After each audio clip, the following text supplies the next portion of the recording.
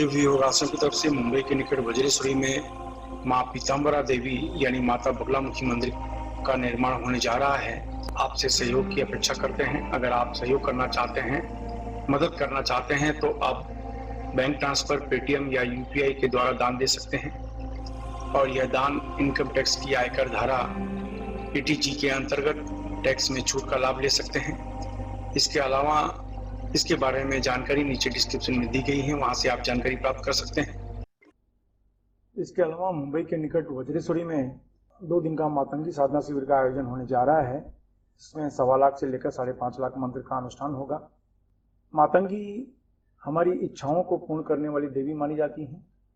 हमें अपने मंजिल पर पहुंचाने के लिए माता मातंगी की साधना करनी चाहिए। अगर आप अपने जीवन में कुछ बनना चाहते हैं, आप कला के क्षेत्र में हैं, ज्ञान के क्षेत्र में हैं, पढ़ाई के क्षेत्र में हैं, उच्च स्तर की पढ़ाई करना चाहते हैं, शिक्षा के क्षेत्र में तरक्की करना चाहते हैं, कला के क्षेत्र में तरक्की करना चाहते हैं, विज्ञान के क्षेत्र में तरक्की करना चाहते हैं, सरकारी काम में तरक्की करना चाहते हैं, किसी भी क्षेत्र में अगर आप तरक्की करना चाहते हैं तो आपको मातंगी की साधना करनी ही चाहिए, क्योंकि मातंगी की साधना करने से आपके अंदर की जो योग्यता होती है वो बहुत तेजी से बढ़ने लगती है। योग्यता बढ़ने पर ही माता लक्ष्मी की कृपा प्राप्त होती है। इसलिए मातंगी साधना 2 दिन का वज्रेश्वरी में होने जा रहा है। अगर आप सीखना चाहते हैं तो नीचे डिस्क्रिप्शन में लिंक दिया है, वहां पर क्लिक करके फॉर्म भर सकते हैं। नमस्कार, दिव्य योगासन की तरफ से आपका हार्दिक स्वागत है। आज हम बात करेंगे श्यामा साधना रहस्य। तंत्र की दुनिया में जब कोई साधक ऊंचे लेवल पर उच्च कोटि की साधना करने की तैयारी करता है, तब वहां पर इस तरह की साधना आपको सुनाई पड़ेगी, जो श्यामा साधना के नाम से जानी जाती है। श्यामा साधना करने के बाद साधक को गुरु और अपने नजदीक बुला लेता है और उच्च कोटि की जो साधनाएं हैं उसे आसानी से उपलब्ध होनी शुरू हो जाती है। लेकिन श्यामा साधना उस शिष्य के लिए करना जरूरी है। बिना श्यामा साधना के गुरु ऊंचे लेवल की साधना नहीं सिखा सकता। आज यही जानने की कोशिश करेंगे कि श्यामा साधना क्या होती है। एक नियम है, जब व्यक्ति के पास शक्ति, क्षमता ये दिनों दिन जब बढ़ती चली जाती है तो उसके गुमराह होने के चांसेस बढ़ जाते हैं, अपने राह पर भटकने के चांसेस बढ़ जाते हैं। घमंड आ सकता है, घमंडी हो सकता है। इसीलिए गुरु उनको सोच समझकर साधना देने की कोशिश करते हैं और गुरु सबसे पहले उस शिष्य की परीक्षा लेता है। अगर उस परीक्षा में वो पास हो जाता है तभी आगे के मार्ग में जाने की इजाजत देते हैं। श्यामा साधना जो होती है, इसके लिए जो पात्र होते हैं, शिष्य को कम से कम 10 महाविद्या में से 5 महाविद्याओं की साधना करनी आवश्यक है। उसके बाद भी 5 से 10 प्रकार की साधना उसे करनी चाहिए। तो गुरु सबसे पहले उसकी परीक्षा लेता है और फिर उसको आगे जाने की इजाजत देता है, और वो जो परीक्षा होती है उसे ही श्यामा साधना कही गई है, श्यामा प्रयोग कहा गया है।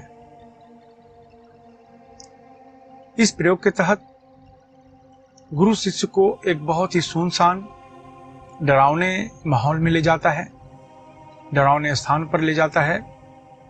एक ऐसा स्थान जो बहुत ही डरावना होता है, आसपास कोई नहीं होता, पूरा सुनसान होता है, और ऐसे स्थान पर शिष्य को कुछ विशिष्ट साधना करने की इजाजत देता है।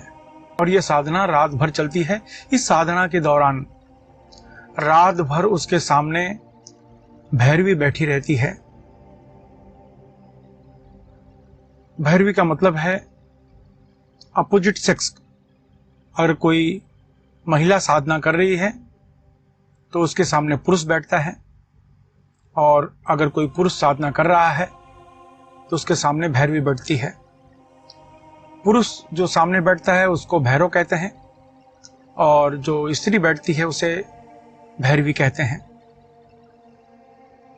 तो एक अगर पुरुष साधना कर रहा है, उसके सामने भैरवी बैठेगी, और भैरवी जो बैठेगी वो नग्न अवस्था में बैठेगी। ये साधना इसलिए करवाई जाती है, जो पुरुष साधक है कहीं उसके अंदर भोग की अभिलाषा तो नहीं आती, उसका कहीं चरित्र पतन तो नहीं होता। ये बहुत ही मुश्किल साधना होती है। कामदेव से संबंधित साधना इनको दी जाती है, जिनके मूलाधार पे बहुत बड़ी उत्तेजना पैदा होती है ये साधना में। और ऐसी अवस्था में भी साधक को संयम से साधना करनी होती है, जो कि आसान नहीं होता। 99% लोग साधना को पूर्ण नहीं कर पाते और उनका संयम टूट जाता है। गुरु उनके पास में ही कहीं होता है और वो अपने शिष्यों के साथ भी होता है, तो तुरंत उसके शिष्य आकर उस व्यक्ति को वहां से निकाल देते हैं, भगा देते हैं। क्योंकि आगे का मार्ग जो होता है वो योग का है, भोग का नहीं है। जो लोग भोग के अभिलाषी होते हैं वो लोग इस तरह की साधना में सफल नहीं हो पाते। लेकिन ये बहुत ही कठिन परीक्षा होती है, वो भी ऐसे समय कठिन परीक्षा होती है जब कामदेव के मंत्र के द्वारा रात को साधना करनी है और सामने अर्धनग्न अवस्था में भैरवी बैठी है। बहुत ही संयम भरा समय होता है और इस संयम को जो व्यक्ति पार कर देता है उसके लिए आगे के दरवाजे पूरी तरह से खुल जाते हैं। इसी तरह से कोई महिला उपासक है, वो साधना कर रही है, पुरुष होता है वो अर्धनग्न अवस्था में बैठेगा। कहने का अर्थ है ये साधना आसान नहीं है, बहुत ही मुश्किल होती है। लेकिन इस साधना को पार करने के बाद ही उच्च कोटि की साधनाएं आपका राह देखने लगती हैं।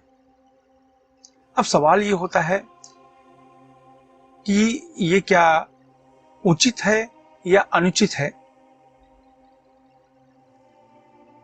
क्योंकि एक नियम है, आध्यात्मिक ऊंचाइयों पर जाना है तो आपका अपने मन पर हर तरीके से नियंत्रण होना ही चाहिए।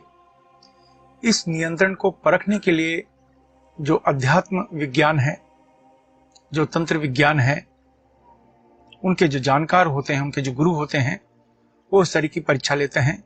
क्योंकि वो लोग बिना इस साधना में सफल हुए बिना आगे का कोई भी ज्ञान देते नहीं। अगर उच्च कोटि की साधनाओं में आगे बढ़ना है तो श्यामा साधना मनुष्य को पार करना ही होगा। तो यही मैं आप लोगों को समझाना चाहता था कि हमारा जो अध्यात्म विज्ञान है, अध्यात्म जो तंत्र है, ये सागर के समान है जिसकी कोई तह नहीं है। जितना भी आप डूबेंगे, डूबते चले जाएंगे, उसकी कोई तह नहीं है। इसलिए बहुत ही गूढ़ साइंस, बहुत ही गूढ़ विज्ञान माना जाता है और इसका कोई अंत नहीं होता। इस विज्ञान में जितना भी आप डूबोगे, हर दिन कुछ नया पाओगे, हर दिन कुछ नया अनुभव होगा। इसीलिए इस विज्ञान के द्वारा, इस श्यामा साधना के द्वारा आपके नैतिक चरित्र की परीक्षा होती है और इसमें जब आप पास होते हैं, सफल होते हैं, तब आपका आगे का राह, आगे के रास्ते खुलने शुरू हो जाते हैं। इस परीक्षा में सिर्फ 2 ही 3% लोग ऐसे होते हैं जो सफल होते हैं, बाकी लोग सफल नहीं हो पाते। यह विषय बहुत ही गूढ़ माना जाता है। मेरा फर्ज था कि मैं आपको इस विषय की जानकारी दूं। जैसे मैंने पहले भी कहा, समय के साथ हमारा जो अध्यात्म विज्ञान है ये गुप्त होता चला जा रहा है, सुप्त होता चला जा रहा है, लुप्त होता चला जा रहा है। मेरी कोशिश है कि कम से कम आपको इस तरह की विज्ञान की जानकारी तो हो कम से कम। इसलिए इस तरह की बातें, इस तरह की विधि, इस तरह की अध्यात्म की जानकारी मैंने आपको दी है। आशा है श्यामा साधना के बारे में आप समझ गए होंगे। धन्यवाद।